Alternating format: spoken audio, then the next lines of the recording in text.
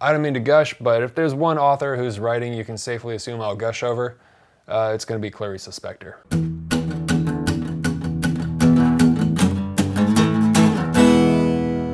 Better than food, man. Good afternoon, everyone. Welcome to Better Than Food Book Reviews. I'm your host, Clifford Lee Sargent. Great to see you as always. Hope you're doing well.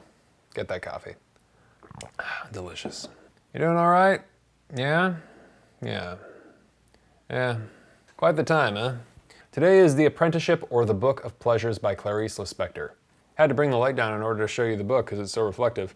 Published in 2021, translated by Stefan Tobler with an afterword by Sheila Heti, and I believe it was edited by Benjamin Moser, who wrote a biography on Clarice Lispector, I think in 2009. And I believe he won a Pulitzer recently, actually, for the biography of Susan Sontag that he wrote. I'm not sure if you knew it, but Ukraine actually produced the greatest Brazilian author of the 20th century, at least according to the opinions of many people. And I happen to be one of them. And it's an interesting story. I don't know the whole thing, but it wasn't like a short stint in the Ukraine either for Lispector's family. According to her father, they'd been there for quite some time. It's interesting. She came to Brazil when she was very young, when bad stuff started happening following the First World War. And it's sad to think about, of course, given current events. Clarice Lispector is one of the greatest authors of the 20th century period. Not just one of the greatest Brazilian authors, but for me, one of the greatest authors, period. And yeah, perhaps the greatest Brazilian author of that period as well. Her writing is very bold, very cerebral, surreal, challenging, introspective, mysterious, meditative, dark, complex, but also simple, very sensual, and very feminine, I'd say. Very, very unique, very iconic. This isn't a departure, but it is a very interesting contrast from the two I've read and reviewed prior, which would be The Passion According to G.H. and Agua Viva. This appears to be at least a kind of semi-autobiographical piece, or at least a fictional representation of at least components of herself. According to the book's flap here in the beginning regarding this story, she said, "I humanized myself." The book reflects that.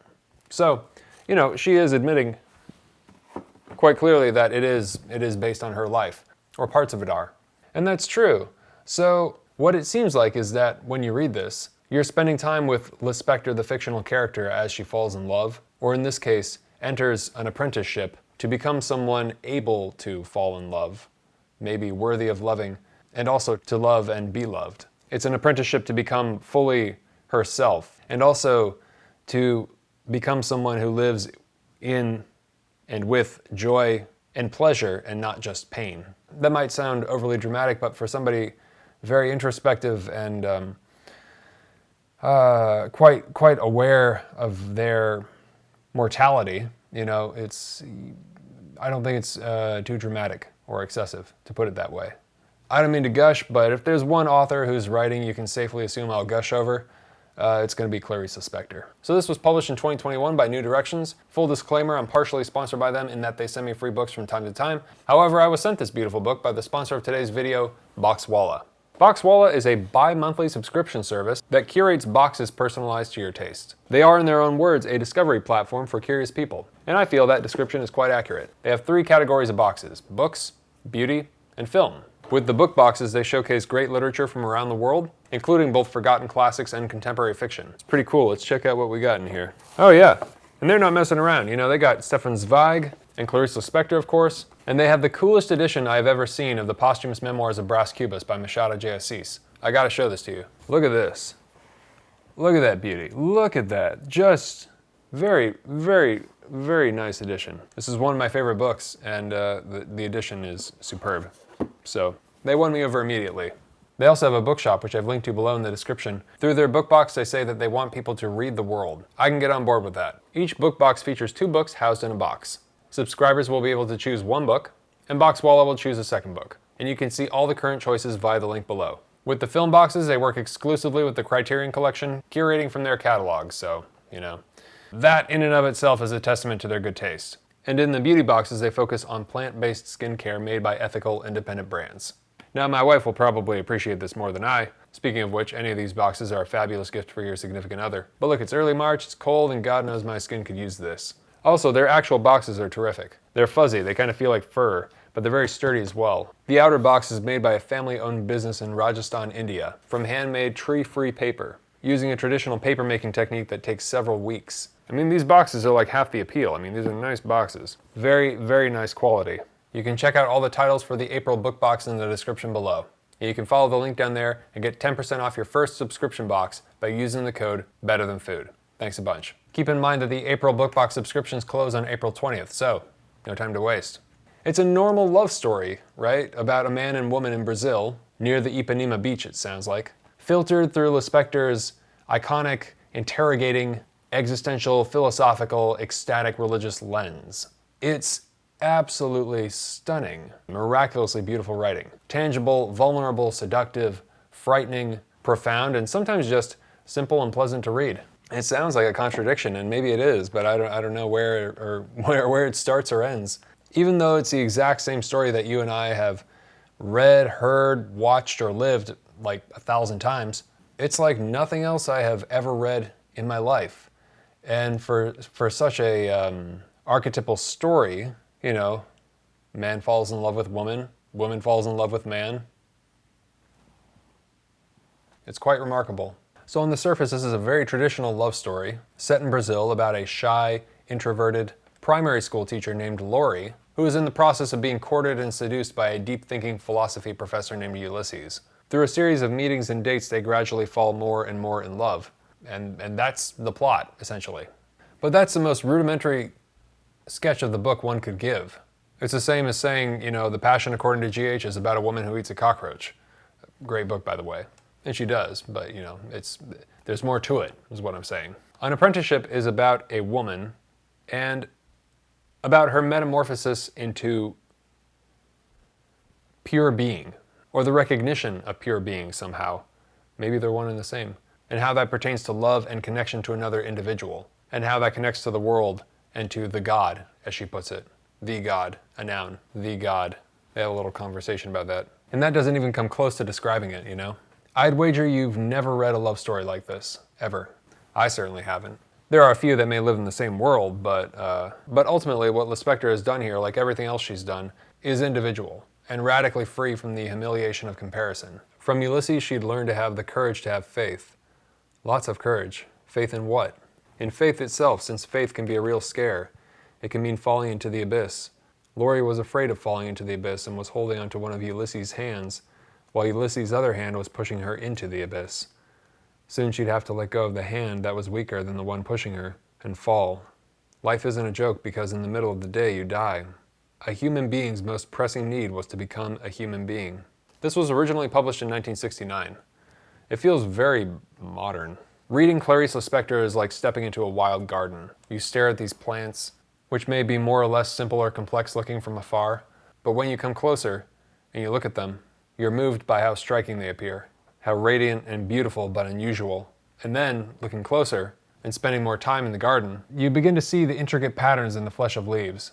There's a moment involving the word for flesh of leaves in the book, but yeah. You begin to see the intricate patterns in the flesh of leaves, like you were on a psychedelic hallucinogen, but instead, clean, sharp, and sober. The more you experience the garden, the more complex it becomes. It's not always pleasant. It's sometimes got a strange scent, repulsive occasionally. It can feel claustrophobic. There's all kinds of organic chaos happening all around you. All these processes, things living and dying and growing and rotting. But in totality, the experience you've unlocked, the place you've found, is an interior space unlike any other, evoked by any other author. What she writes about are the overwhelming mysteries of the everyday. Her characters are moved profoundly by the being that we bypass and take for granted, in a manner that, when you stop to think about it, is kind of shocking. Because we fill it, that being, I think, with various distractions. One phone could provide you with several lifetimes worth of distractions, and you'd never step into that garden. Sensual details everywhere. It's really, really enrapturing. Is that too strong a word to use? I don't think so. The eating of the fruit of these pears in the market and going to the beach and the smell of raw fish and the sea and the seaweed or something. The masculine scent of the sea, according to her. The flowers, the jasmine and the jessamine. All of these beautiful, beautiful things. Some might view the book as sexist or misogynist. like this woman bowing down to the priorities of this man. But eventually we learn that both of them are they're both attempting to become themselves, so to speak, to be ready to love. And it's more of an introspective, ascetic tone that the book generates. Religious almost, like a pilgrimage almost, like a journey, a test, a riddle, a mystery, all these things. There's a great line about the Sphinx in there, saying, "Solve my riddle or I'll devour you."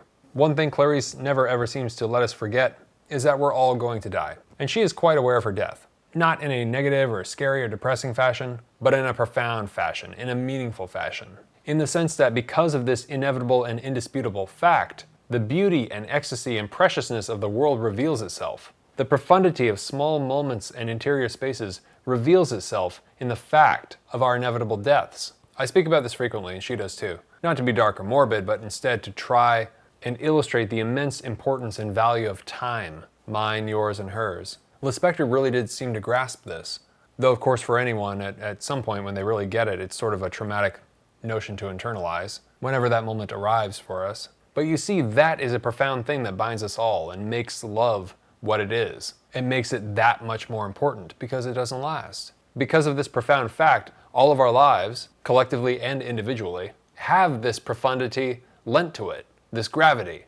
They are, in fact, profound, just by their very nature, at least for some moments, because they have that structure, right? That ending, that space of time wherein we do truly exist, and then we don't. And you know, she wrote a book when she was really young, I think like 13 or something. She said she wrote a story that had no ending, which is very compelling.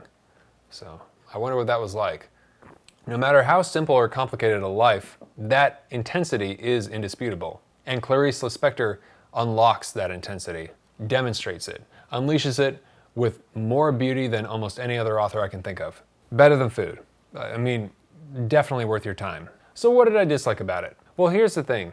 I kind of love solitary thinking, and Clarice appears to as well. So if you're the kind of person whose favorite hours are like, you know, the ones in dawn and dusk, where you're quietly alone drinking coffee and thinking about, I don't know, love and death, it's for you.